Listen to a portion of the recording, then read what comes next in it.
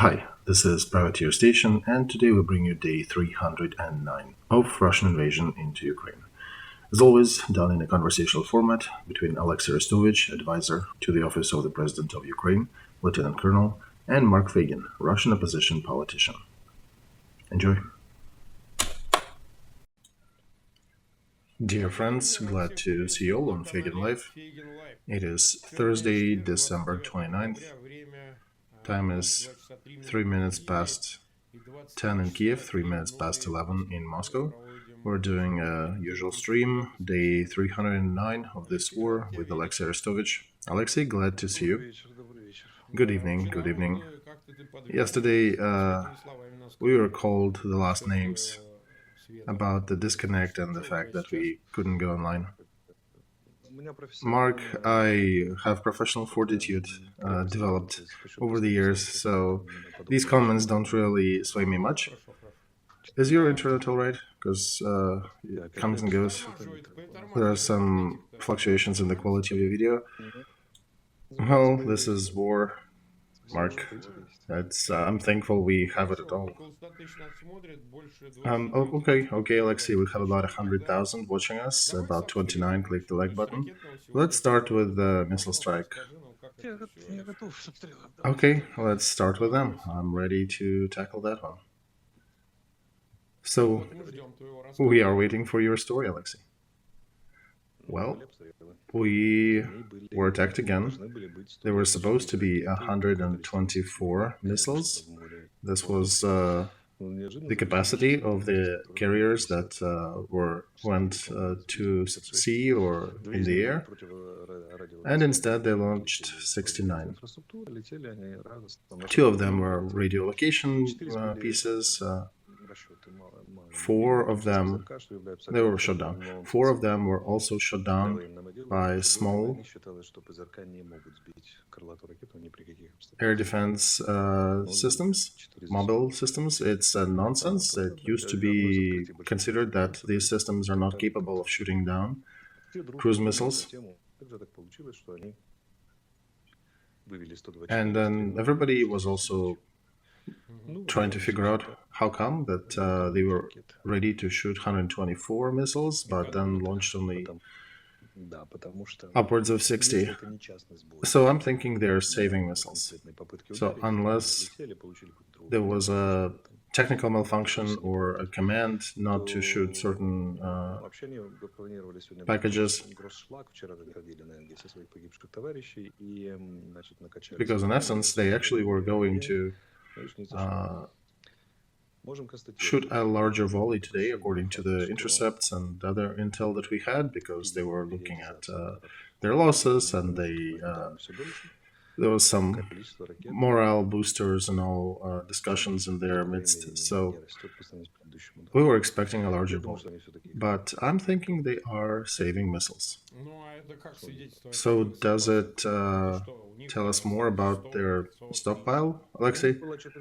They had 460 before the previous hit, before that last hit, and they've spent about a sixth, seventh part of that. If they will be shooting with a smaller volleys than today, which is easier for us, it's easier to deflect that, to shoot it down, to preclude them from hitting targets. Because theoretically they could have loaded all 120 plus, and they could oversaturate our air defense systems. For whatever reason they didn't. We don't know why, but we do see their tendency to saving. We can see that the gaps between their volleys become longer. At the beginning, remember, they happened every Monday, and now it's stretched out to about 2 weeks in between them.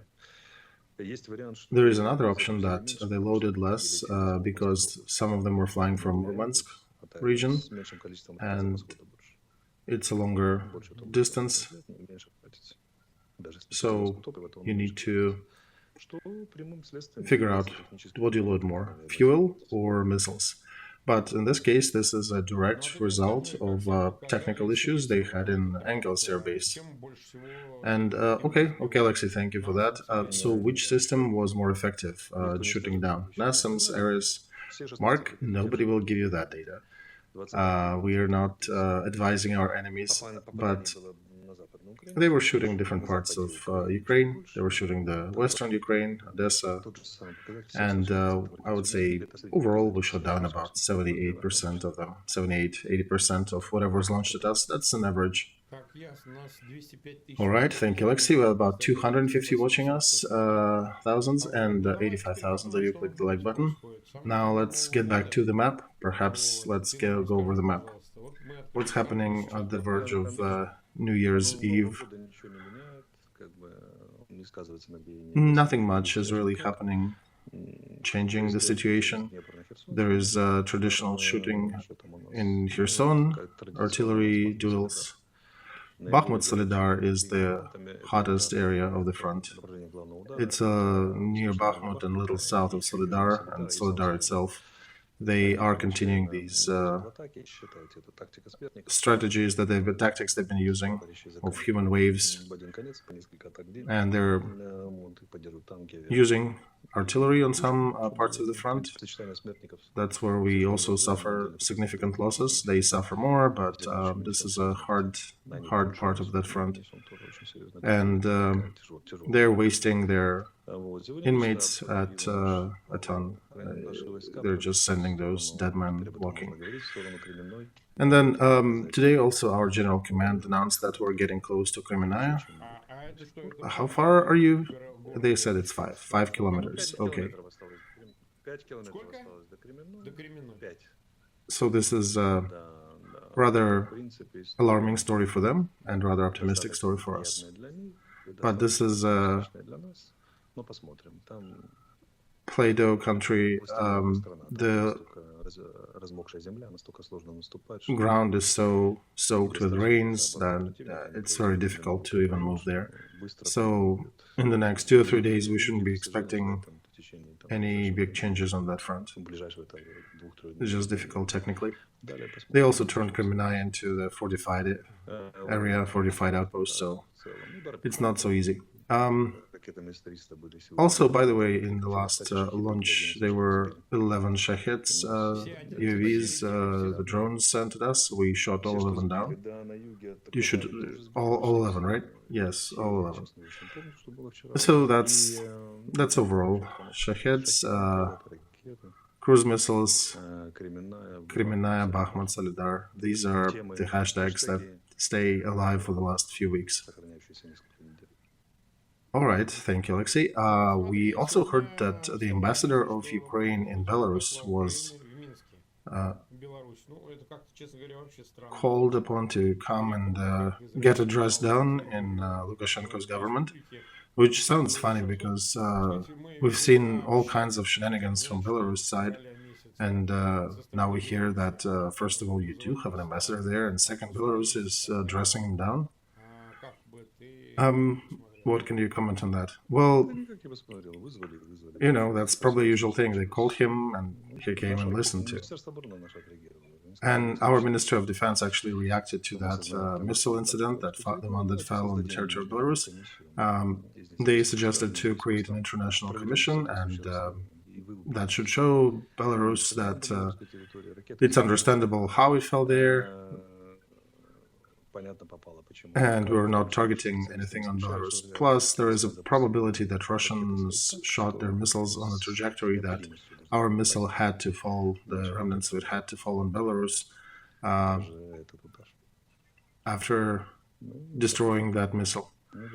So, something like that. I have a question, Alexei. In March, when Putin's troops were coming through Polessia to Ukraine, did Ukraine call upon the Belarus ambassador? Oh, Mark, they fled. Before the war, they withdrew all the ambassadors. Now, do you still have the ambassador? I don't know. I think they left and never came back. I'll need to clarify that. Okay, but do you think if he remained, he would be Still, he would be called upon and reprimanded as well. Well, probably it's a standard practice, but this is surreal, Alexei. So it's a real war, hot war on the ground, and then the ambassadors are being called and talked down to. And yeah, I just can imagine this conversation. Hey, it's why is your missile falling in our territory? Well, why the F did you send your troops? Did you send Putin's troops over your territory into our country? Well, Mark, yeah, that's a surreal war. That's a postmodern type of war. And frankly, I wouldn't be surprised if our ambassador answered something like that to Belarus administration. Oh man, I even lost the train of my thought, Alexei, because of this. This is surreal. Okay, there was another little news bleep that there was another private mercenary corps similar to Wagner, supposedly called Patriot, and it is sort of arts and crafts of Ministry of Defense of Russian Federation. So now they are in some sort of competition. Which one of them is better? That's the piece of news that I saw, and that PMC Patriot is also being transferred somewhere to Bakhmut area. Do you know anything about that? Because that was in the context of infighting between Ministry of Defense and Prigozhin.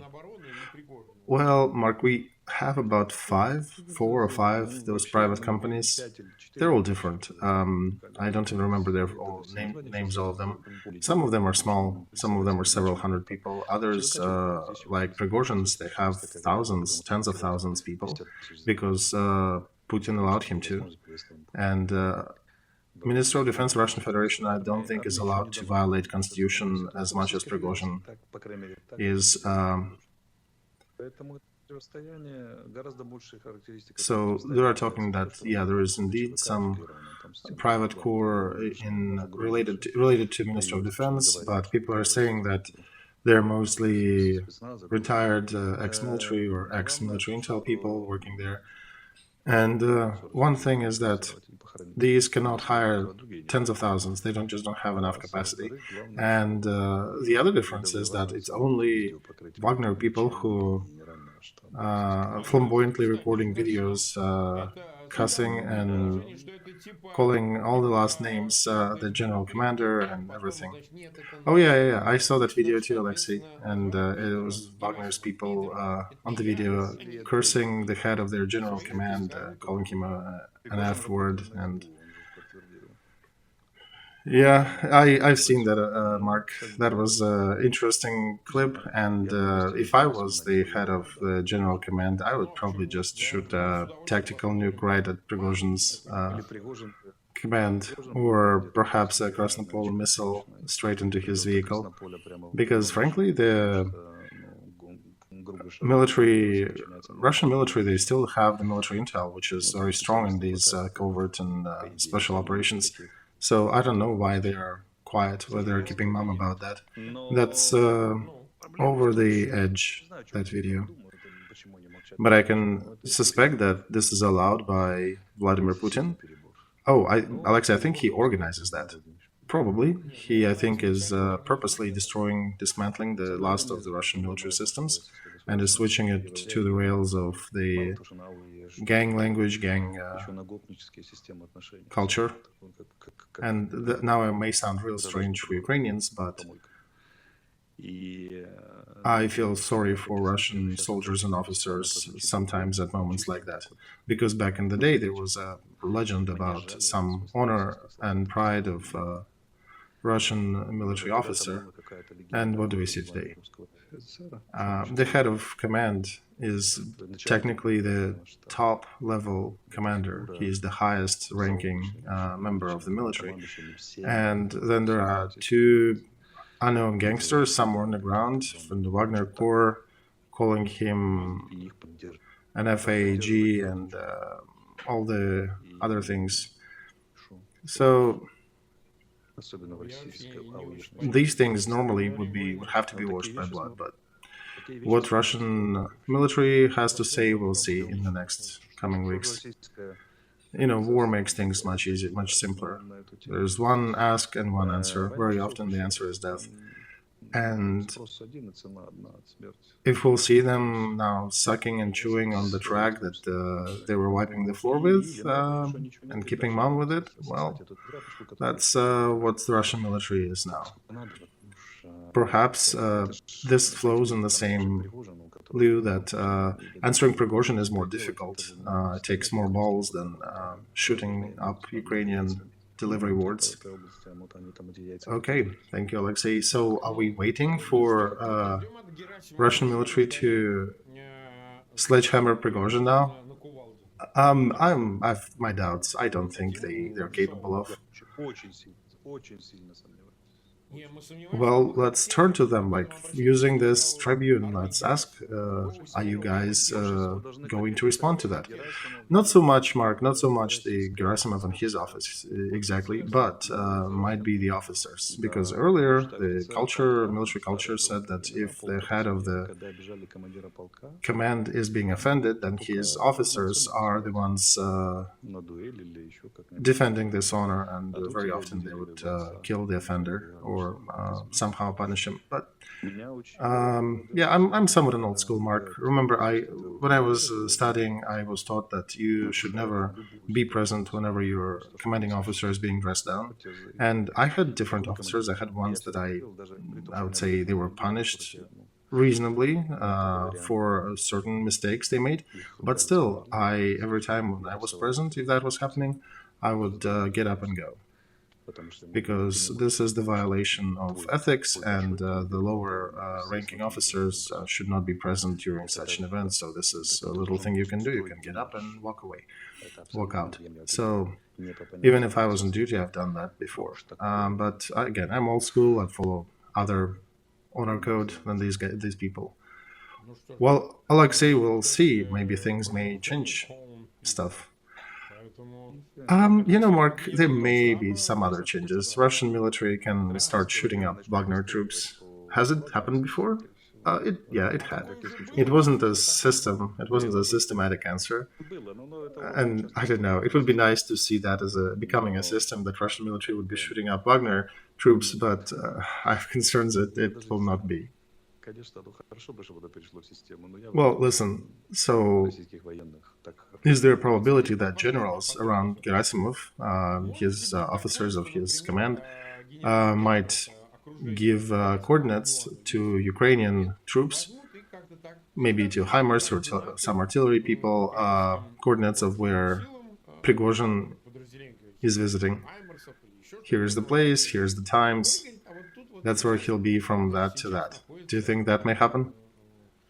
Well, they might, Mark, but there is there are some problems that you're supposed to resolve with your own hands in order to meet any level of code, but using somebody else's hands, well, that's another kind of solution. If they give us that data, of course we'll shoot up. That's a good target.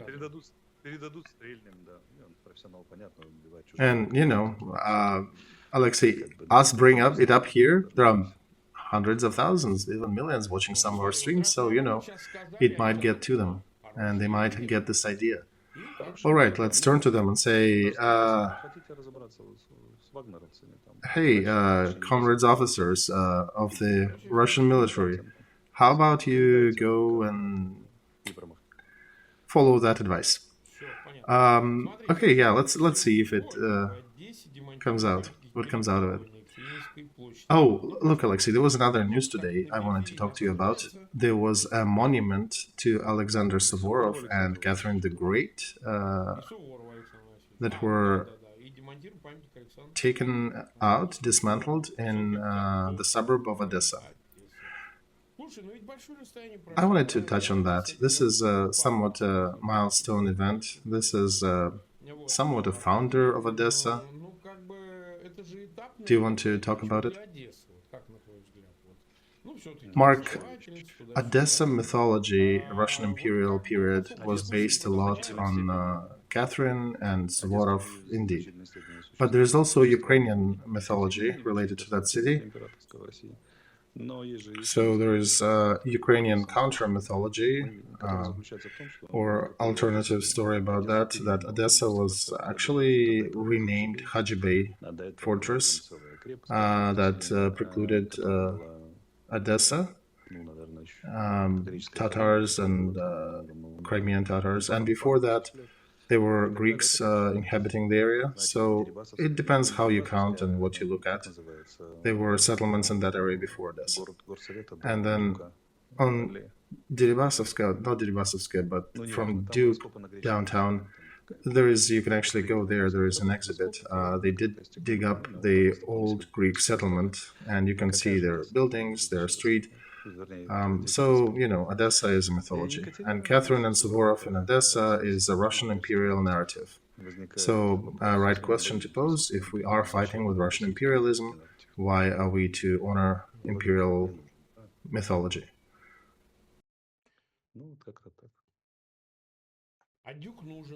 But we do not need Duke, right? Duke, a Frenchman, Cardinal, Richelieu. Although, you know, if they go too far, they may dismantle Duke as well. But that would mean that they are developing some new vision of the world and just changing a lot of things. But it's a difficult argument to respond to about Catherine and Suvorov, that after Odessa is being shot up with cruise missiles and they sit without any electricity afterwards, they are not much in favor of preserving these imperial milestones, especially given the fact that Catherine was the one who enslaved Ukraine. Ukraine remained free after the previous agreement for about 150 years with Magdeburg rights and free peasantry. She destroyed that. She destroyed that level of freedoms that Ukraine had. So what is to love her for? Yeah, now she gets flack on that. Reasonable. And shooting up the cities of Ukraine is a similar, one can argue it's a similar policies that Catherine and her commander Suvorov were doing, that some historians are talking about Suvorov troops killing kids in Prague and putting them in fire in front of their parents. That is very reminiscent of Bucha, right, these days. And Suvorov was the person who started calling down the uprisings of Pugachev in Russia. So that's how he started. You're right, Olexiy. He started with fighting the uprisings. Okay, let's take a look at another news. What's Politico published? Zelensky, during his meeting with Biden, was asking about ATACMS missiles with a range of 300 kilometers, and the position of United States remains the same. And here's the quote: Zelensky brought up that matter during his discussions with Biden, and United States said they have not changed their stance on this matter. So that poor ATACMS, we've been talking about it for about 3 or 4 months in the active phase, and nothing is happening, right? So do you think we are to see the change of American position? Mark, you mean ATACMS? It's okay. I think we will find ways to fight this war without ATACMS, especially if they do supply us with those things that we asked for the ground warfare. Plus, our military complex is still working. Perhaps we can achieve certain developmental milestones, and we might build some tools that can fly for different distances. And I'm reading the chat here. If they don't give us ATACMS, we can drop Suvorov and Catherine on Kremlin. Let them have it. You mean from the drones? From whatever. And by the way, they're fresh monuments. They're from 2007. They're new ones, so they're not too historically valuable. And we do have a lot of monuments from the Soviet era in Odessa, so we might as well drop them onto the interesting military targets in the Russian Federation. A historic answer, but that'd be funny. But I think our military complex will find ways to shoot up targets up to 1,000 kilometers. I just have a feeling they might. Okay, so in the other news, in Petersburg, warehouses of Enterprise Bereg are burning. And we discussed different fires before, but it appears that again that some sympathizers of Ukraine are keep burning things in Russia. And by the way, did you see another video? The elderly retiree, 76-year-old guy, and his wife were burning a military conscription site. And even when police arrived, they didn't care. They continued burning it up. I even shed a tear. They're so amazing. Yesterday, Mark, they, by the way, gave sentencing to people who were waging a railroad warfare. Each of them was given 20 years in prison, and understandably, they will not serve the full term. We believe things will change faster. But if you remember, there is a criminal prosecution case against me in Belarus too. Oh yeah, you're the top railroad terrorist there. Exactly. So my point is, when the war is done, when we change things for better here, I will come and visit Belarus when we topple Lukashenko regime will topple, and shake their hands, because these are brave people who managed to delay Russian troops by at least a week. This overall northern operation was dragged throughout about 5 weeks, and they literally paused it for about a week. And that was happening in March, when nobody even knew if we'll win, and most of the Putin's troops and people believed that we'll definitely lose. So these are people who were brave enough. They knew that they were going perhaps to die or to be severely punished for these actions, and they still went and did it. So this is a reaction. There are a lot of people with a lot of beef to these regimes in Belarus and Russia. And by the way, in Russia as well, look, Krasnoyarsk region, that's the Siberia.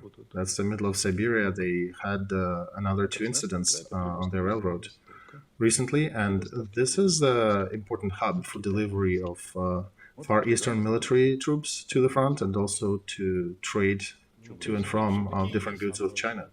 So you think they still are partisans in Russia? Of course they are. There are branches of Legion of Freedom of Russia, self-made, unofficial, but they're still fighting and doing it. And by the way, there was an interesting precedent recently. We got a 19-year-old kid who came from Russia, who figured a way to cross the border, and he is not hiding his face in principle. He gave his name, and that's easy to check. And he basically is saying, please come join the fight. He's a 19-year-old guy who is brave and smart. And please drop me that video. I'll put it in our Telegram. He's one of the first troops in the Legion of Russia who is not afraid to show his face. Well, besides him, remember, there was Caesar. I saw his statements. His call sign Caesar. He was also not hiding his face.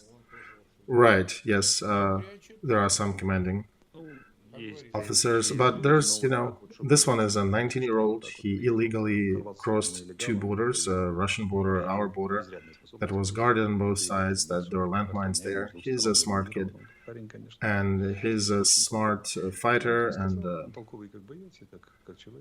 he is basically turning himself into a public message. And he said, I'm not hiding, we're fighting. 30 different accidents on the railroads of Russia, by the way, in the Far Eastern region last month. That's a significant number. All right. And yeah, we'll put that video of 19-year-old in Telegram channels, so please come check it out there. About 191,000 click the like button. We have 300,000 plus watching us live. Please continue posting links to our streams. Make sure those people who need to see that, they do see that. There is a lot of counter narrative. There is a lot of Putin paid narrative in the world. Still, if you haven't subscribed to the Privateer station and you are listening or watching that in English, please do that as well. That is important, that helps us. We also are somewhat slowing down in the amount of subscribers. Perhaps in Ukraine, problems with internet or electricity and repressions in Russia, they cause part of that. In the larger world, please continue sharing, and we do need people's support around the world as well. So we are we're choosing to continue this work, this effort. We think it is important, and you can find links in the description of that video to Feygin Live, to Olexiy Arestovich, and of course to the Privateer station. I'm sorry for bringing this topic once again, but it's bothersome. But the war is more bothering than this. Yeah, what's that, Olexiy? Do you see that? Yeah, we do. This is Pushkin and Catherine. Boy, bring us vodka. We're flying home. That's a cute meme. Yep, that's a cute one.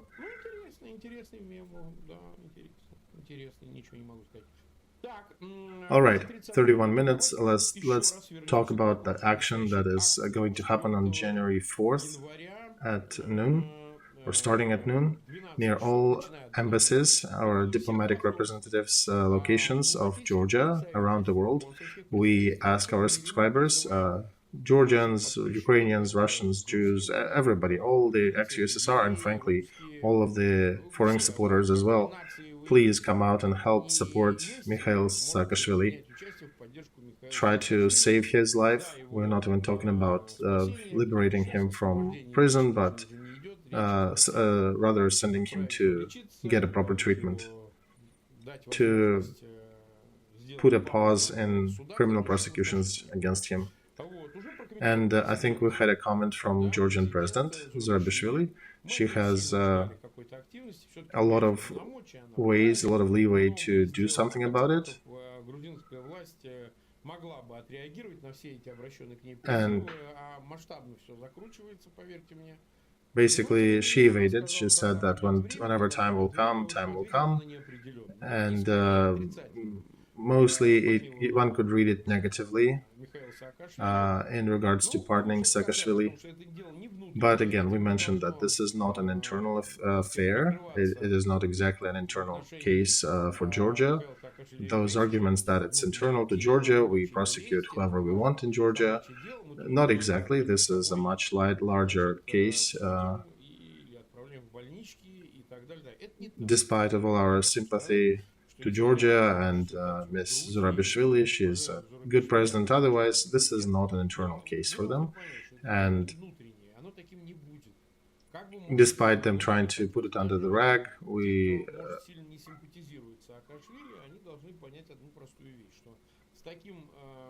with Saakashvili case, we need to warn them once again. You guys are not going to any Europe, to any NATO or any European Union with things and shenanigans like Saakashvili's case. Trust me, I'm getting a lot of messages and questions about that. People are really concerned. So you are not getting anything good out of it. And we have time till the 4th of January to coordinate and to make sure to come out to their embassies and try to push them to not turn a headache into a concussion. It can be resolved easily, administratively, and we call upon Georgian administration once again. So we ask all of you who can spare your time to come out to Georgian embassies. And I'm also turning to Georgia saying I got a few messages that there'll be counter events held near the embassies as well. I'm asking them to not do that. There is no reason to make people clash and fight. If you want to hold something there, do it on the other day. Let people protest and see the reaction of the world, and finally give Mikhail Saakashvili a chance to get proper treatment and to be sent to a better clinic somewhere. Word to you, Olexiy. I'm in support of all that. I don't even have anything to add. Did you talk about this topic with anybody? No, they're mostly reaching out to you, I think, because you are the main organizer of this event. Whoever reaches out to me, I usually just redirect them to you, Mark. Okay, and thank you, Olexiy. And I did talk to some of the close people to Mikhail Saakashvili. I'm not giving their names right now, perhaps after everything is done. I want to add that the plan is long. The 4th of January is the first step.